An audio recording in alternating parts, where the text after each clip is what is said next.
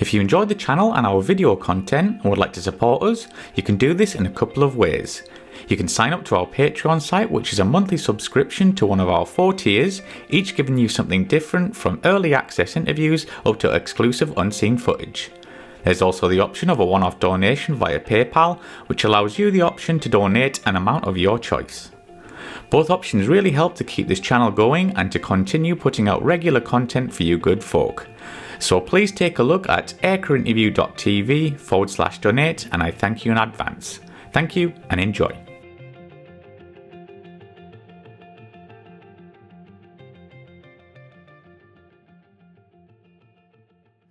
Yeah, that's incredible. And did you work closely with the squadron aircrew and kind of like pushing on from that? Yeah. Do they always want deadlines, right? We want this specific jet, and what happens if you couldn't make them deadlines? Could you talk us through that, Katrine? Yeah, sure. So of course the aircraft maintenance group and then the operations group relationship is extremely important. It's naturally got some tension built into that relationship as a sort of checks and balances, right? Because as you kind of just alluded to, pilots want to fly all the time. They want to fly their specific airplane, right? Especially if they've got their name on an airplane. The crew really likes to fly that airplane. They don't understand all the nuances that go into maintaining that aircraft so it can fly, right? And this is where we get into scheduled preventative maintenance versus reactive maintenance. Maintainers understand everything that it takes to keep an airplane flying. And the older the airplane gets, the more maintenance hours per flying hour there are, right? So if you go out and fly for an hour, on average, there may be 10 maintenance hours that have to happen for you to be able to fly for that hour, right? Example. And that ratio gets bigger as the airplanes get older and they age. So there's that constant battle between maintainers who want to keep airplanes down so they can do all the preventative maintenance and scheduled maintenance and work on things, and pilots who want to fly them. So that's that natural tension, which is good to have and is needed to have. So the way you work through that is at all levels in both of those groups, you have to have good relationships. So whether you're the senior NCO master sergeant or senior master sergeant, usually who we call the production superintendent, who is the guy on the flight line, aircraft maintenance flight line, who's in charge of all of maintenance on those airplanes, he's got to have a really good relationship with the operations scheduler, which is a pilot, usually a captain major-ish. The maintenance officer at that level, which is the operations officer, which is usually a captain or a major, has to have a very good relationship with the flying squadron commander, right? I, as a group commander, have to have a really good relationship with the ops group commander because it's a daily back and forth. Ops and maintenance owns the airplanes, right? So as the maintenance group commander, the airplanes belonged to me, but ops is responsible for executing the mission of the wing, i.e. flying the airplanes. So we build the flying schedule, whether it be the annual, monthly, weekly, daily, together between ops and maintenance. Maintenance is actually responsible for putting that flying schedule together. And then maintenance and ops have to sign that schedule weekly and agree to, okay, this is how much we're flying. These are the airplanes we're flying. This is the scheduled maintenance we're doing this week, right? And I need to worry about my maintainers being trained and qualified, plus getting all of the maintenance tasks done on the airplanes. The pilots need to be concerned about training all of their guys and whatever they have for their wrap flying program, all the qualifications they need, the different certifications they have to get, plus whatever real world mission requirements they've also got to complete, right? So they're worried about that. I'm worried about all the maintenance stuff. You've got to pull it all together on a weekly basis, and agree to a schedule, and then try to go execute that schedule. Now, of course, a plan doesn't always go the way you want it, in aircraft maintenance. As a second lieutenant, I had this senior master sergeant who was this crusty old guy with a big mustache, and he smoked like 3 packs of cigarettes and anytime you saw him, he had a cup of coffee, right? Senior Master Sergeant Havens was his name. And he was explaining to me about the flying schedule, and I was asking questions about, well, why are we changing the schedule? Why are we deviating from what we had planned? Blah, blah, blah, blah, blah. And his whole point was, LT, the plan is just this point that you start deviating from. And I think he was being a little sarcastic, right? And it was a little bit of a commentary on maybe how we weren't being as effective building the schedule as we could have been. But it was really eye-opening because, yes, you will build that schedule, but then things happen, right? The airplanes break. An air crew gets sick. A maintainer gets sick and can't come into work, right? So then you're constantly, as you're going through the week or the month or the year, you're constantly juggling that schedule and changing that plan based on what is happening in order to first meet the mission, keep the pilots and the maintainers trained, and keep the aircraft fleet as healthy as you can keep it. So that interaction between ops and maintenance is daily and it's constant, with that natural friction. But if it's not a good relationship between those two groups, it's really hard to be successful. There's a delicate balance there. Yeah, they're so dependent upon each other, right? Yeah, absolutely. And I have to ask this, Katrine. I've always wanted to know: is there standardized tools for the whole Air Force, or is it like all the tools can work on the F-22 and the Herc, or is it type specific? You have both, right? Okay.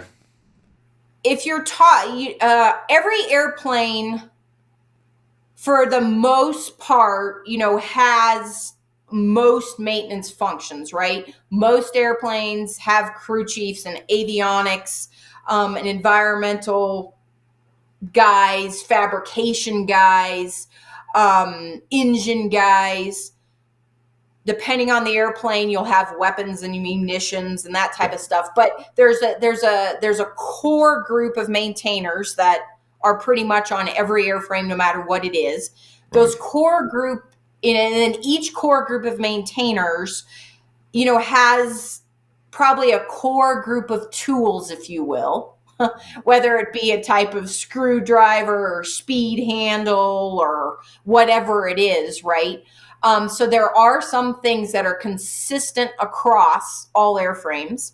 But then there is also a lot of stuff that's very airframe dependent, whether it be a tool or whether it be test equipment, or whether it be the components that you're actually putting onto the airplane, so that the maintainers need tools and expertise in doing. So it's both, and it is very dependent upon what type of airplane you are working. And then also each wing gets money given to the wing, right? Allocated to the wing based on the mission, based on the number of people, based on the number of airplanes, based on what airplanes they are.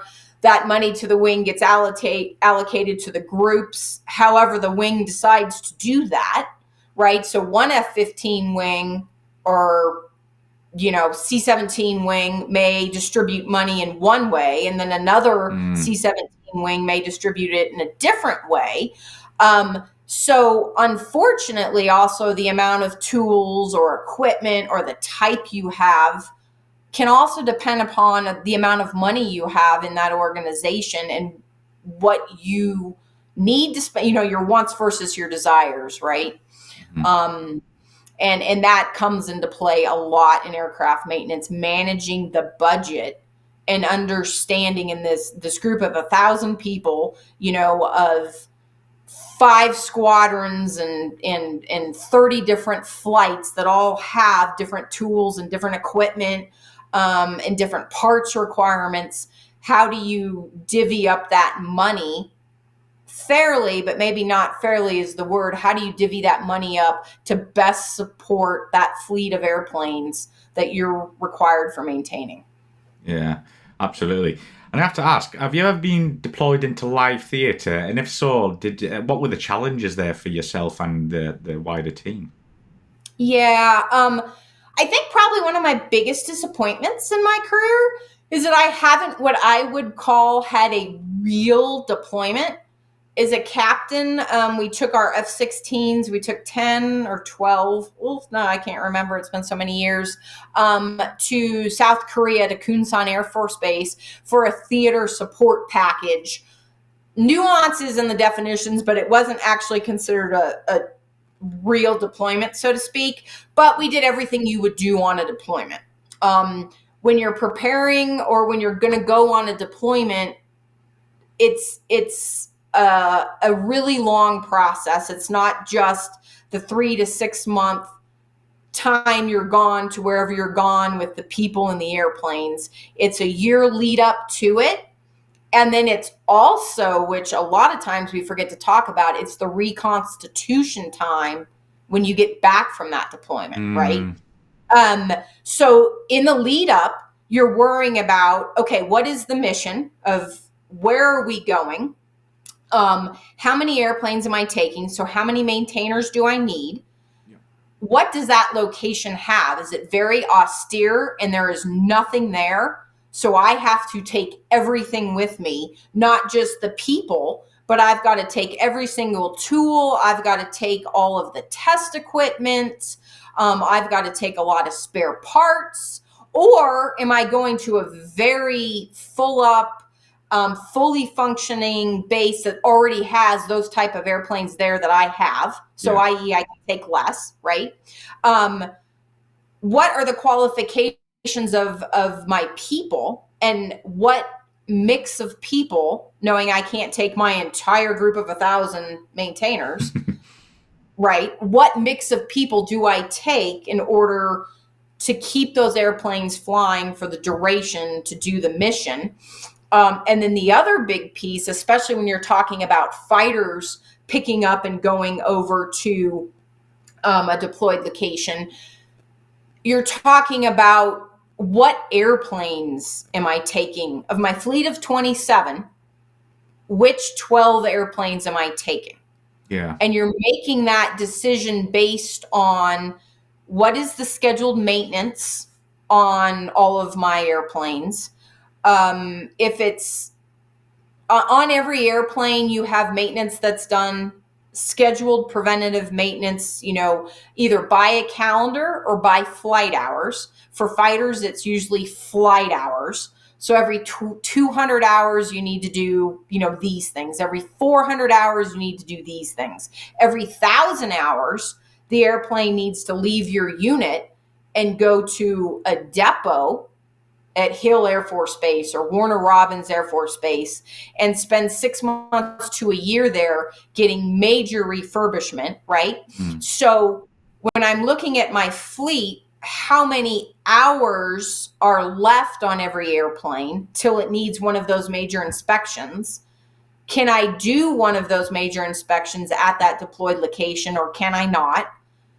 Am I going to be ferrying airplanes back during the deployment so I can be swapping them out with ones from home location? Or the 8 that I take over are the 8 I have for the entire 3 months, 6 months, whatever. So you're thinking about and planning all of those pieces. It's a really in-depth, complicated process that again takes maintenance and operations working together to put that plan together so you can get the entire package of people, airplanes, equipment off the ground and to the deployment. Then, of course, while you're at the deployment, And this was true with my helicopters at my last unit. It was a rescue wing. I had HH-60s and C-130Js in the unit. As the group commander, when we sent our guys off for the deployment and sent our helicopters and our 130s, they go to an austere location where weather and corrosion factors and wind and dust were really a problem.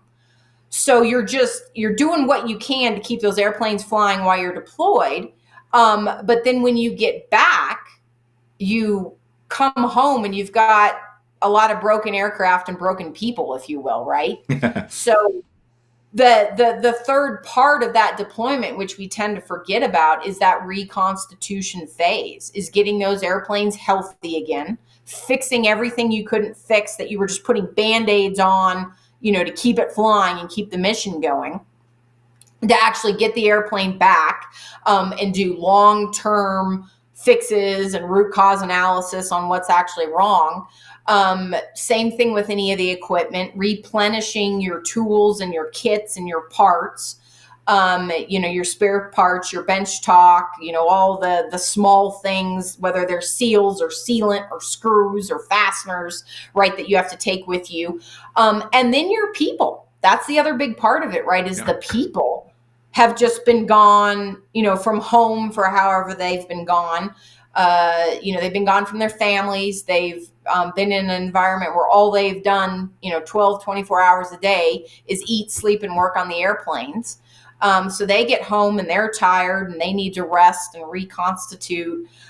So the deployment cycle really is this whole long year and a half, 2-year process sometimes to support that, 3 months or 6 months you're gone. It's not just that time you're gone, right? The absolute best part of my job is the airmen. I actually, we talked about that I'd wanted to fly. As I was a second lieutenant and a first lieutenant and starting to get into aircraft maintenance, I was still trying to get a waiver to pilot training. We talked about that why I was in technical school and maybe my first few months in a wing as a maintainer, I wasn't as focused on aircraft maintenance as I should have been, could have been, wish I was now, because I was still had that interest to fly. I eventually did get a waiver to go to pilot training, and I got a pilot training slot. And I turned it down because at that point I'd been in aircraft maintenance for 2 years. And what I had figured out was I loved the mission and the people of the career field. Maintainers are the hardest working, play hard, work hard, gruff. It takes maybe some time to get into the crowd, right, with them. But once you get in, there's no more supportive, harder working group of people that's interested in the service and what they're doing. Maintainers love working on airplanes. They work 24/7, right? Maintainers work day shift, swing shift, mid shift. It's constant. It's around the clock. It's Monday through Sunday. It's holidays. It's all the time. They're out on the flight line, whether it's 110 degrees or whether it's, 2 below zero, because you have to maintain the airplanes. A lot of times they're working extremely long hours because we've got a lot of manning shortages in our career field. They're technically just brilliant individuals because they're maintaining, when you're talking about especially the 5th generation airplanes we've got out there, the new fighters or the upgraded C-17s with the avionics packages and stuff in them, they're maintaining these extremely complex technical systems, and the knowledge that they have to do those things is incredible. They're just, the people and our enlisted corps in aircraft maintenance is just, I fell in love with them, and I fell in love with the mission of maintaining those airplanes. And my job as a maintenance officer is to support them, give them the resources, give them the top cover, work with the ops group, fight for a flying maintenance schedule that works for us, fight for my guys to not have to work 12-hour shifts whenever possible, right? That is my job as a aircraft maintenance officer, is to support those enlisted maintainers that are doing the job. And that is what I love. There has been nothing that I am more proud of in my career than when I've been asked to do a promotion or a re-enlistment, or I have a maintainer in my office asking me advice on career or what to do with his family. And yeah, the flying airplanes is really cool, and I really love the aspect of managing a flying schedule and managing the maintenance. But it's those airmen that do the job that made me stay in aircraft maintenance and not go to pilot training, because I didn't want to give that piece of it up. And looking back on it, maybe my dad kind of understood that about me, and that's why he suggested I pick aircraft maintenance, when I didn't initially get pilot training to begin with out of the academy. Because it's those airmen and having the honor of leading them and getting to help them do their job that I love the most about my job. Yeah, I mean, it sounds like such an amazing career, and very rewarding as well, professionally and on a personal human level. Mm-hmm. It is. And I get both in maintenance. And of course, you're going to get that in every career in the Air Force, but I'm extremely biased, and I think aircraft maintenance is really the place where you get that. And it's really the place where you get it from day one. I mean, as a second lieutenant, I had a flight with 200 people in it. So day one, second lieutenant, knowing nothing about aircraft maintenance, I was in charge of 200 people. That's crazy. Yeah. Where else do you get that responsibility? Yes. Yeah. And so I fell in love with it, and I still do, however many 20 years later, as I'm getting, possibly towards the end of my career in the next 4 or 5 years, that's what I still love about my career field.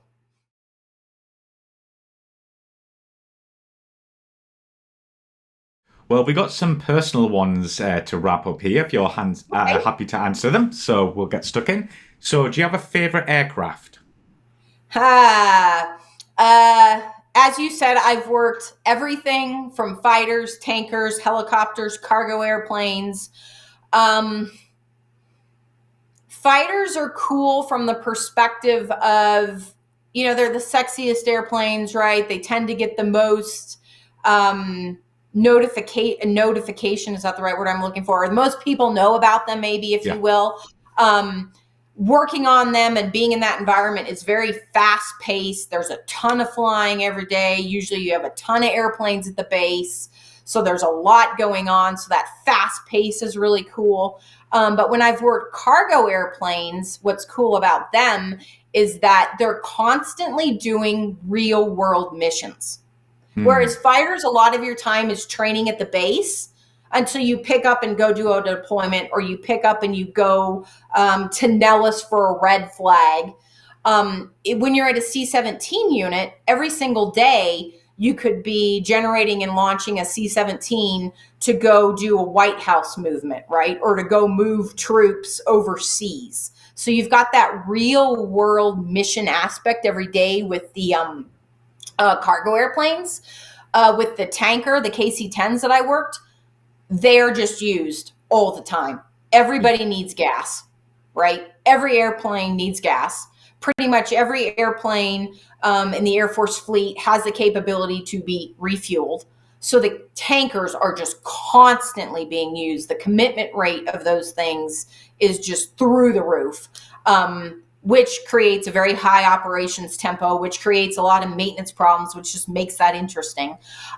So I can't say from a military perspective that I actually have a favorite airplane because I've enjoyed working on all of them because they're all so different.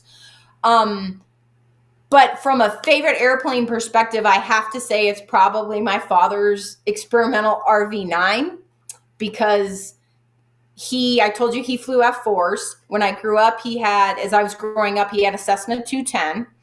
About 20 years ago, he sold that airplane because he had this life goal of buying an experimental kit plane, building it, and then obviously flying that airplane. So he built an RV-9, which he finished maybe 7 years ago now. And he flies it. He's got it in Colorado Springs where he lives, which is where I happen to be stationed right now until June, until I go to my next assignment.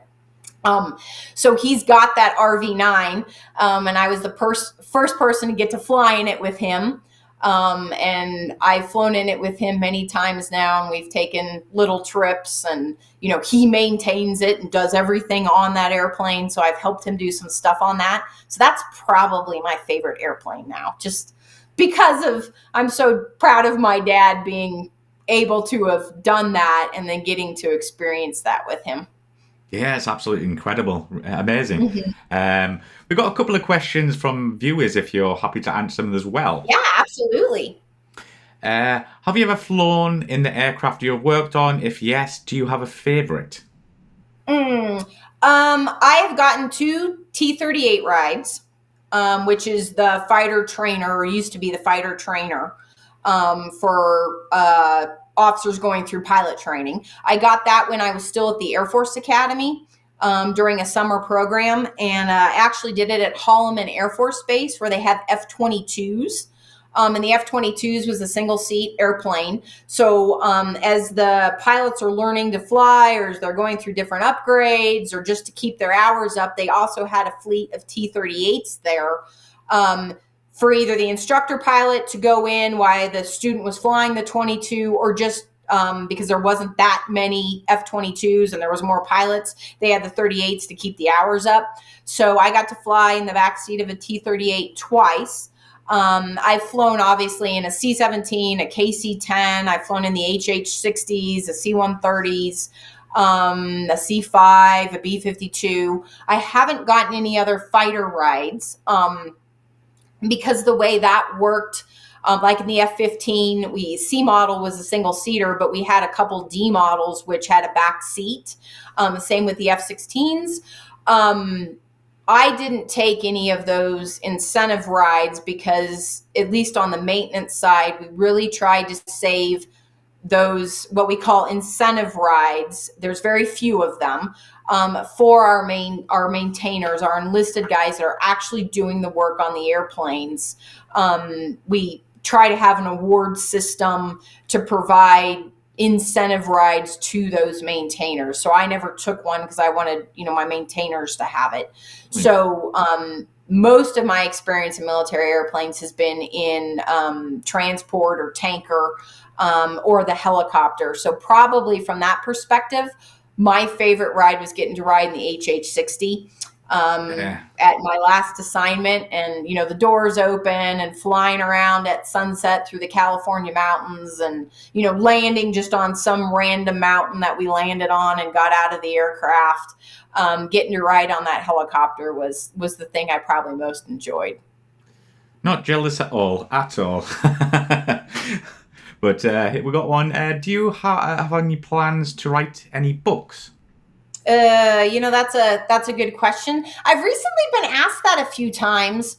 So I'm thinking about it, but I'm also thinking I don't think there's anything super special about my story, which is probably not what you want to hear since we've been talking for the last hour. But not true. I kind of feel like my successes are due to so many other people in a lot of ways, and I've worked with so many incredible people over my career that I don't see mine or what I've done necessarily as standing out. So I hadn't really ever thought of writing a book until recently, but maybe it is something I would want to do from the perspective of, I told you what I love about my job is the airmen, right? And getting to help them. And some of helping them is sharing my experience, right? And sharing the mistakes I've made, because God knows I've made a ton of them. And what I've learned and how I've progressed or moved forward or taken steps back. So if writing a book potentially is another way to help somebody or give some advice that could be useful, I'm starting to think about that. I don't even know how you attack that or where you start, but maybe it's something I'll do. I guess when I retire, I'll need a project, right? Exactly. I think you should go for it because, I mean, we've been chatting for the last hour and there's so many things I'm like, oh, I want to know more and more and more. So I Oh, well, think it's... that's good to know. Thank you. Oh, yeah, absolutely. And we got a last one here. Can we find you online? I'm guessing, do they mean Instagram, Twitter, or X as it's called now? Anything like that? I actually don't do a lot of social media. I just I just don't. What I do is I do have a LinkedIn account. Mhm.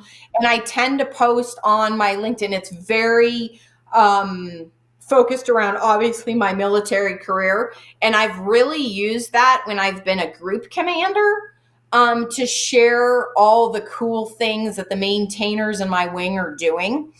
My last 2 years, I've been actually here at NORAD in Colorado Springs, and I work in a secure facility, under the ground. Wow.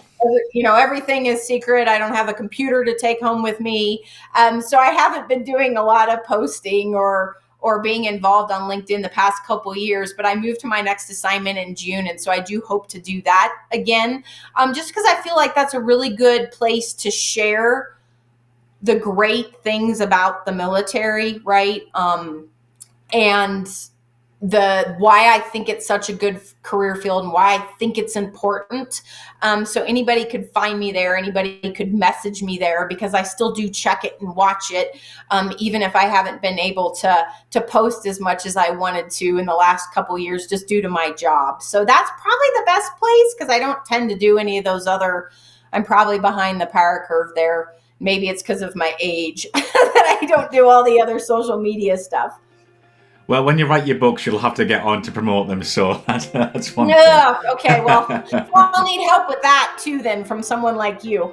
Yeah, absolutely. Well, Katrine, thank you very much for coming on the show and sharing a bit about your story. I appreciate it. Thank you so much for the opportunity. It was quite fun speaking with you. Cheers.